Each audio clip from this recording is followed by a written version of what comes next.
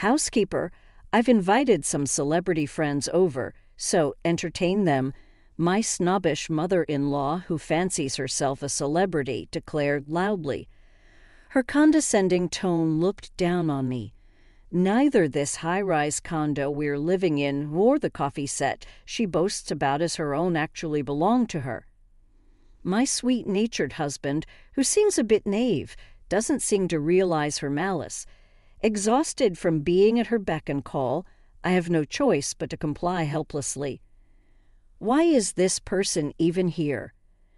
The moment she saw me carrying the coffee and snacks, my mother-in-law's proud celebrity friends started trembling, ignoring my confused mother-in-law. We were all stirred up amidst the commotion caused by my unexpected true identity. My husband casually started talking, and that greatly altered my mother-in-law's fate. The person who delivered the final blow to her was someone unexpected. It was surprising that such an ending awaited us. Even if I could rewind time and relive this day, it would have been unpredictable for me. I am Molly, a 45-year-old housewife.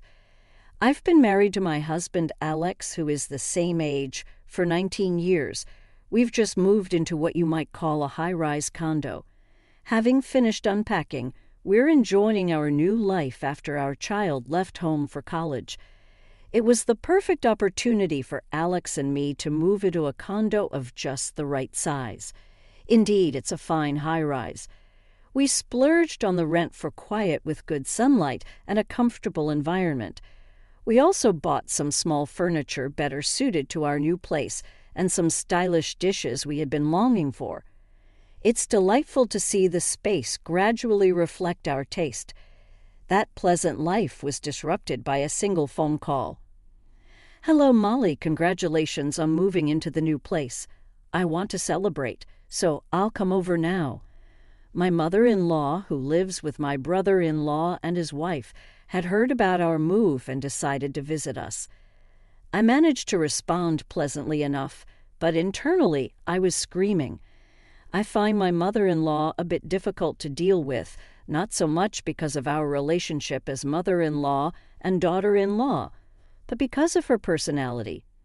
She boasts as if everything is her accomplishment. I'm not particularly fond of that she continually seeks to dominate and speaks condescendingly. Mom coming over to celebrate our move is kind of nice of her, isn't it?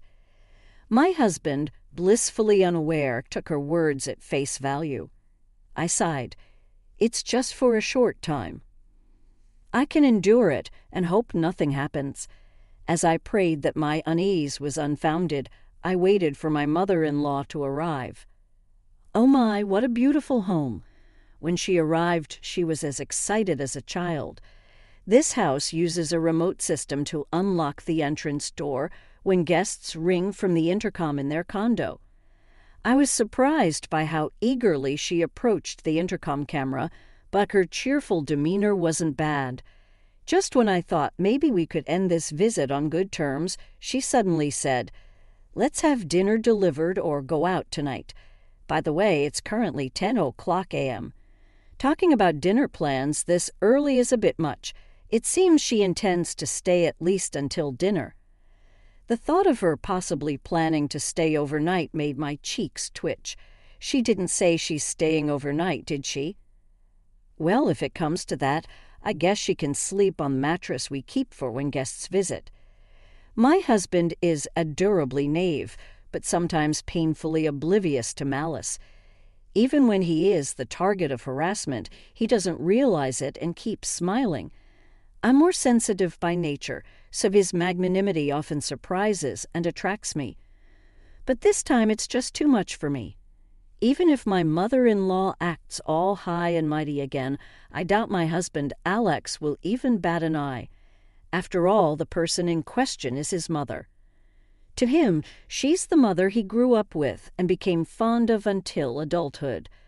Unless I complain about how much I dislike it, it seems better to assume that no help will come from him. My mother-in-law arrived, pulling a suitcase. What she handed over as a celebration was snacks worth about $10. As soon as I made coffee and opened the box, my mother-in-law started munching on the sweets before we could. Amazing, really impressive. Alex is so respectable to be able to buy a place like this. I'm so proud, she said, tilting her chin up and flaring her nostrils, a perfect, boastful face. If this were an audition for a mean role like Cinderella's mother, she'd pass instantly. We didn't buy it. It's rented. Thanks to Molly, my husband responded, tilting his head. That statement was spot on. Despite being a high-rise condo, this place is a rental. Oh, wow, Alex is so great. Come on, Molly, take out the trash quickly. No sooner had she praised my husband than she turned a stern face towards me. She seemed to be telling me to throw away the wrappers of the sweets we had finished eating, which were on the table. I gathered and threw away the trash while feeling a bit annoyed. The trash can is in a noticeable place. She could do it herself, or at least she could say, "Please throw this away," but being ordered around like this was unpleasant. Afterward, my mother-in-law kept giving me orders at every turn. Bring this, clean that up, treating me almost like a servant. Initially, I endured it and served the meal as told, but my mother-in-law started to push her luck even more. This is greasy, isn't it? Aren't you cleaning? I've been here since this morning and haven't seen you clean once. You're pretty much the maid of this house, aren't you? Get to work. Usually, I clean any time. It's one of the household chores I actually like. The only reason I hadn't done it yet was because she was here as a guest. Or maybe she really did think I was the maid. I was about to talk back, but swallowed my words. She was supposed to leave soon anyway. It's more energy efficient to just let things slide than to create a fuss. The sneaky part about my mother-in-law is that she hardly says these things in front of Alex. When he's around, she praises him in a cutesy voice and spends her time having fun. She's utterly mean-spirited, and it's so annoying. However, things took a turn for the worse after dinner. My mother-in-law announced she was staying over. Alex's face turned serious for a moment, then he chuckled and whispered to me, "I'm sorry, Molly. I'll talk to her later. Can you endure it just for tonight?" I'm weak to this expression with his eyebrows furrowed. I resigned myself to it and quietly prepared the bedding. As I was laying out the mattress on the hardwood floor, my mother-in-law suddenly appeared nearby, directly on the floor.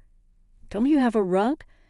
"The stores are still open. Go buy one," she commanded in a snarky tone, completely different from when she's in front of Alex.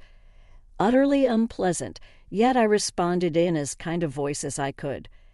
"It's just for one day. Please bear with it. Our place is all hardwood floors." I even added a smile, but it didn't seem to open her heart. My mother-in-law glared at me with contempt, thinking about how much it bothered her to lay the mattress on the floor. Planning to kick me out in one day? I'll be staying for a few days. I want to meet the celeb neighbors, too. I was taken aback. I kept my strange smile and rushed back to Alex. "Alex, your mom says she's staying for a few days. Can you ask her to go out while I'm working, or at least keep quiet?" Alex looked a bit surprised as our eyes met. "Actually, I write a blog as a hobby and do a bit of work from home. It's clear that my activities would be disrupted while my mother-in-law is here, and I really wanted to secure some time for myself." My husband Alex nodded strongly and spoke to my mother-in-law. "If you're staying, please don't disturb Molly's work. It's important work. Why don't you go shopping or take a walk during the day?" To this, my mother-in-law cheerily responded, "Yes, yes." Her overly cheerful demeanor actually seemed suspicious. I sincerely prayed she wouldn't do anything unnecessary. However, in the following days, my mother-in-law was completely inconsiderate. Take the laundry, for example. She would leave it out every night and get angry if it wasn't washed by the next morning. I felt sad, wondering why I was washing her underwear while being mindful of noise for the neighbors. "Make sure to wash these in a laundry net. They are my delicates," she demanded harshly.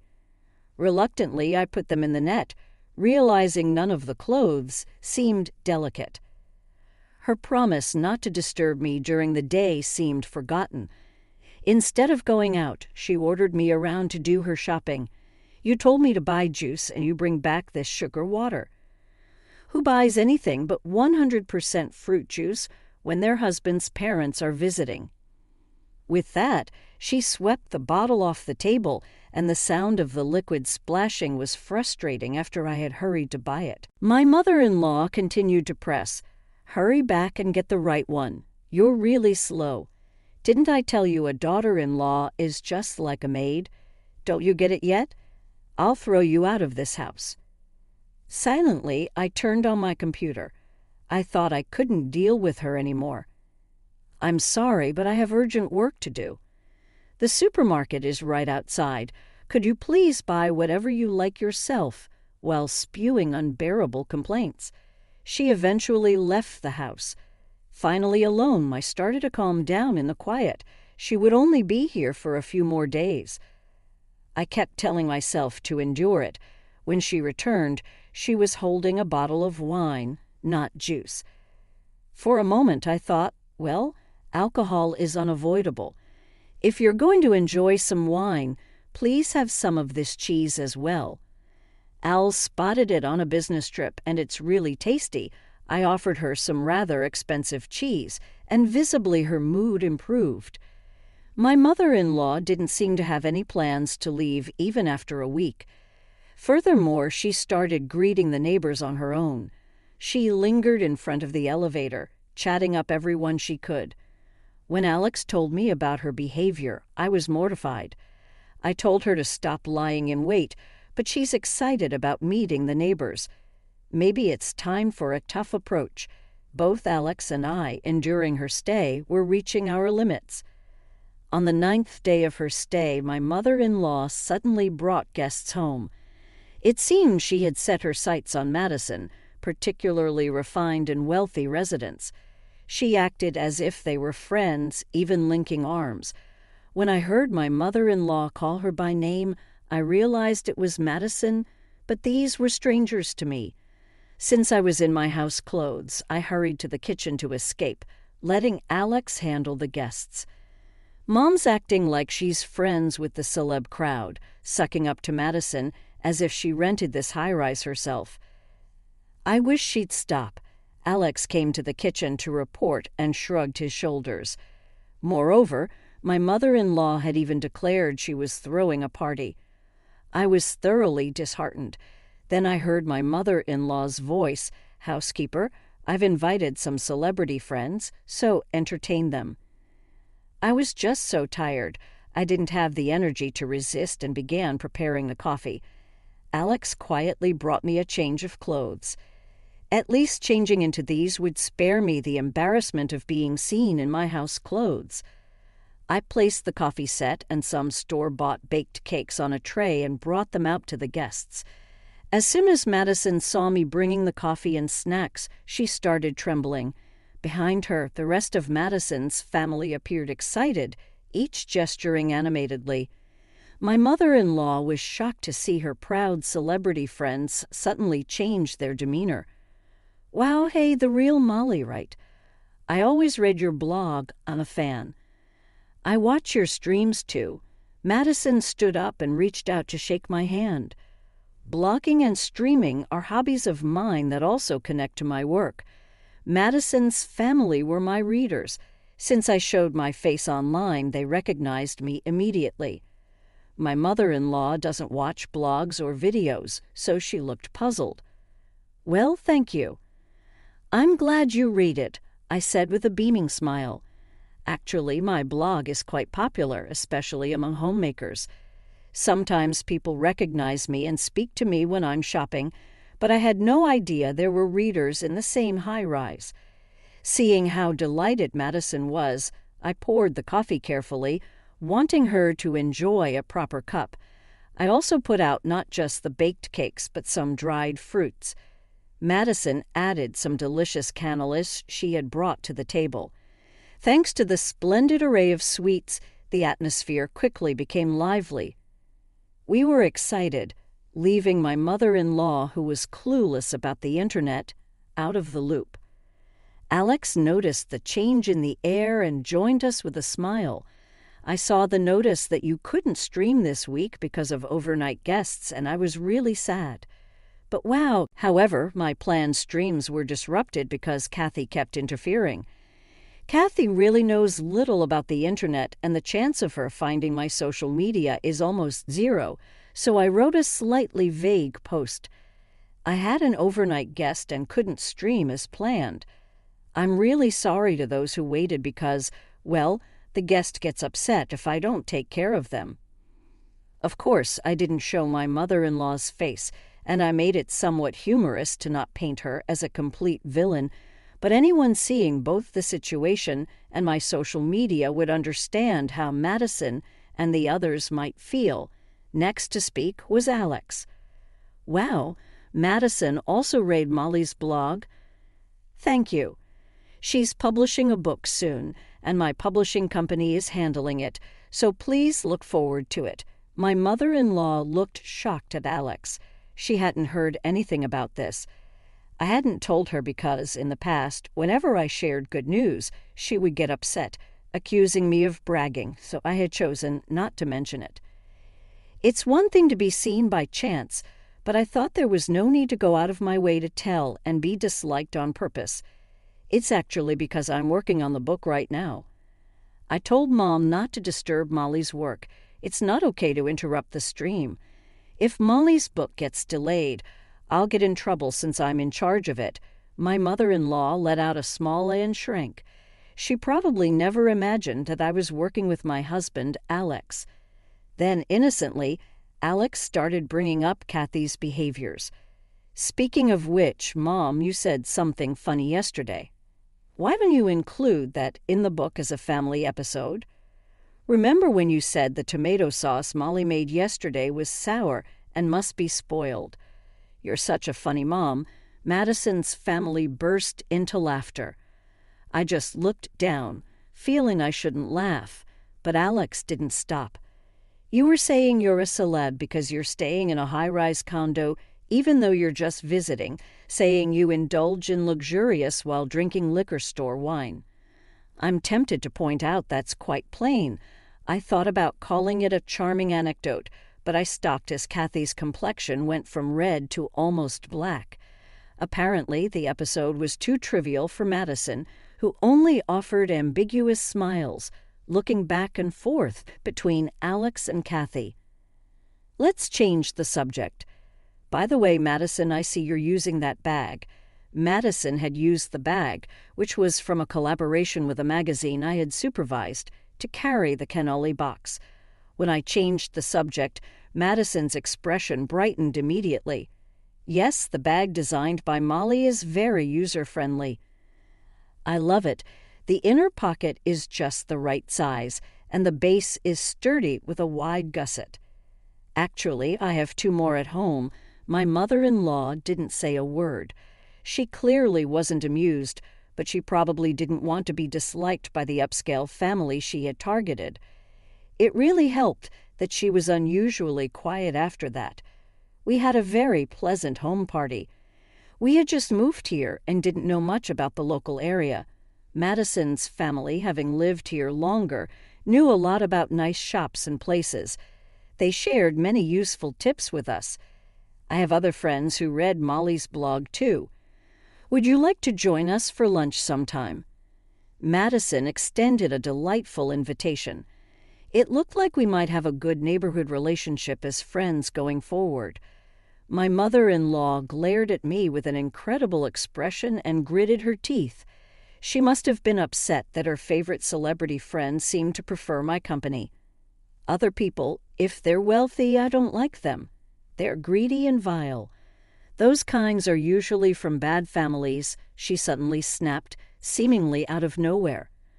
It was embarrassing how she angrily spouted baseless accusations. The invitation was for me, not her, so her input was unnecessary. More importantly, it was rude to speak ill of guests I had happily invited. I suspect she was upset about being overshadowed, but it was largely her own fault. The reason she didn't know my circumstances is due to her own usual behavior.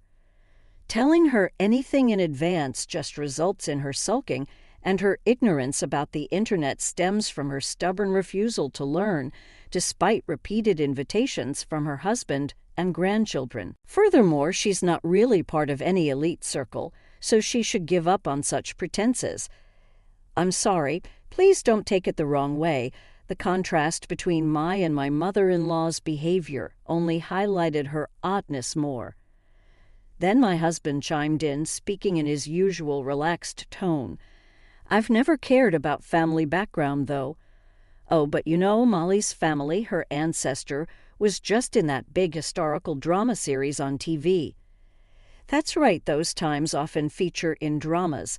My mother-in-law froze, and Madison's family started buzzing. This was something I had only discussed with my husband and close friends, but my ancestor was well known enough to be recognized by anyone familiar with history. However, my family has become normal, and now we're just ordinary civilians. When my husband mentioned my ancestor's name, Madison's family all nodded as if they recognized it. My mother-in-law, who had never seriously studied history, did not catch the reference. She turned bright red and trembled, not from embarrassment this time, but from apparent anger. About an hour later, Madison's family left. As they were leaving, Madison commiserated with me. It must be tough, but your husband is as kind and adorable as described in your blog, which was comforting. Please don't let your mother-in-law get you down. I simply replied, "Thank you," and smiled as I saw them out. As soon as the door closed, my mother-in-law's complaints exploded. I wish they wouldn't praise Molly so much. Living in a nice house is thanks to Alex's earnings. Those who earn more are indeed superior. Since she's supported, she should be humble. Alex, stop smiling and teach your rude wife some manners. Her face contorted with frustration, making her look years older. Her ranting was quite ugly. I was concerned her voice might carry beyond the door. Then my husband turned to her with an uncharacteristically serious look. I realized it was the first time she was revealing her true self in front of him. Surely he would stand up for me now. It's not. Like that, Mom. We live here thanks to Molly.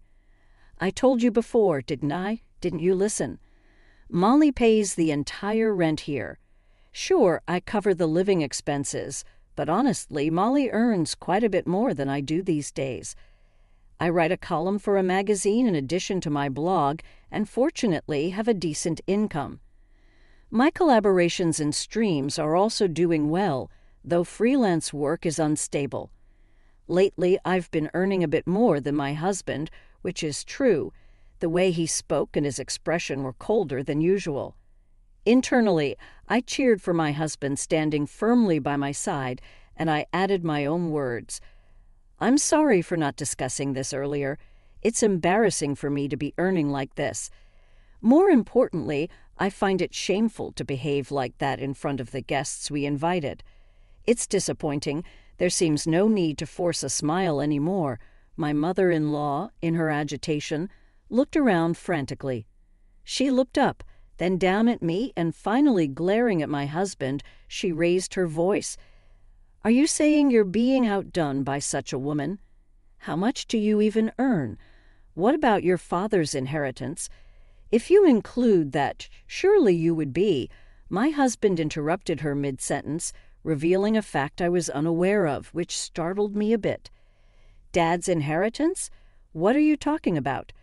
Mom received half of that, and there's hardly anything left of it, maybe about $20. My husband chuckled, but my mother-in-law and I were agape. I didn't know the exact amount of my father-in-law's inheritance. I knew he had received it, but since it was his asset, I thought it wasn't my place to comment. So even when I heard it was all spent, I didn't know how much it had been. I glanced at my mother-in-law's face in surprise, and it was shockingly pale. She must have thought it was a considerable amount. Remember when you came asking for help because you couldn't pay your bill? I paid it several times, right? It all went there. That was the money inherited from Dad. Because we can't use our crucial savings for such things, I exclaimed in shock, unable to articulate my astonishment. I couldn't imagine my mother-in-law spending so much on such frivolities, unaware or not of my distress.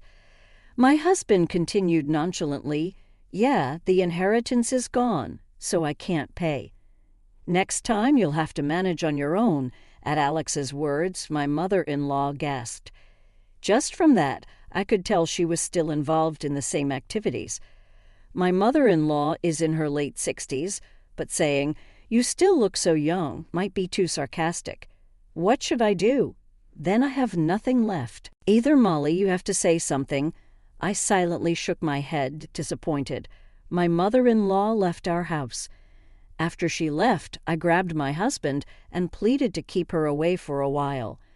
I thought he might resist, since she is his mother, but he understood immediately and called her mom.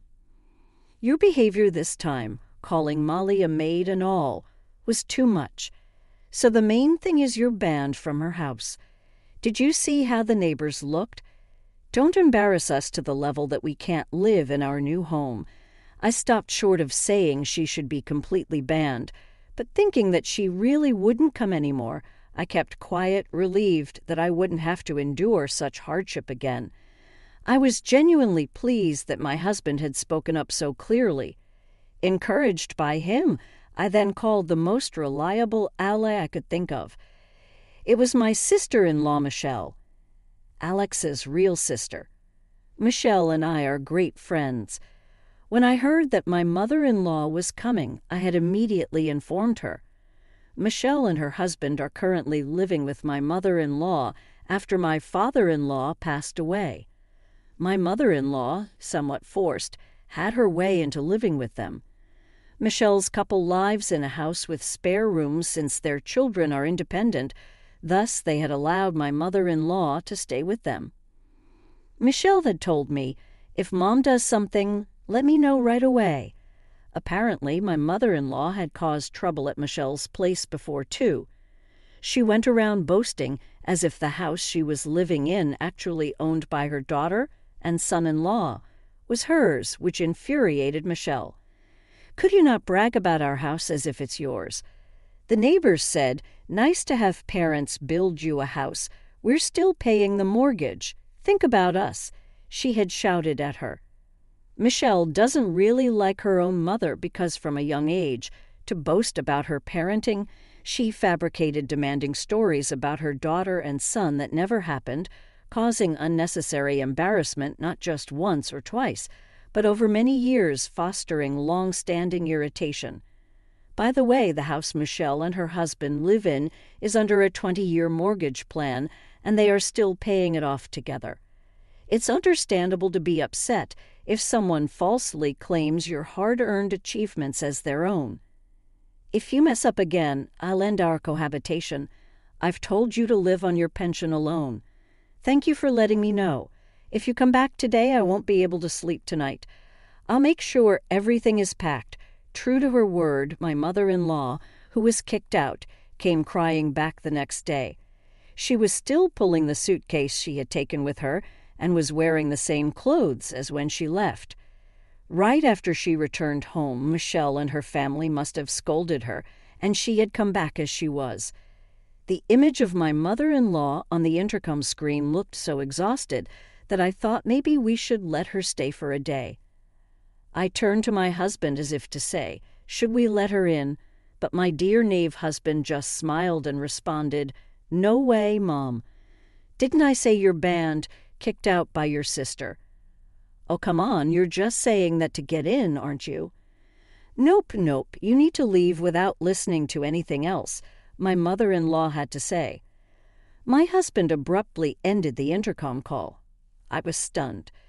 This time I was grateful for his approach, but I couldn't help thinking how he had managed to live for 45 years being so oblivious to situations. I had been so busy raising children that I hadn't realized just how naive my husband was or perhaps he had to be oblivious to survive in such a family environment.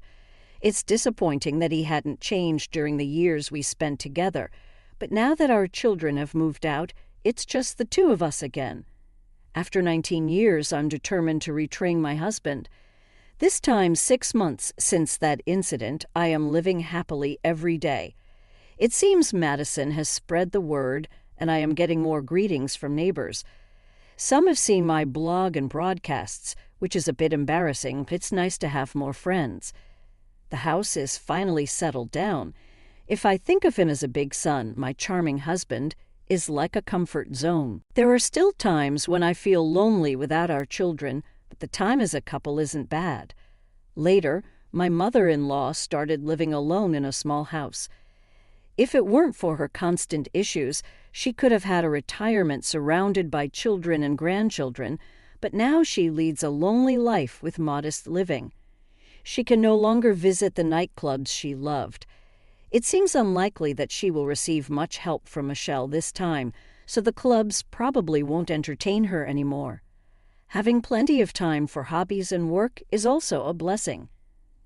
I had declined previous offers due to lack of time, but now a publisher has approached me about possibly writing a book. Being able to embark on new challenges is possible now that all the troublesome matters are settled. However, I recently had a suspicion.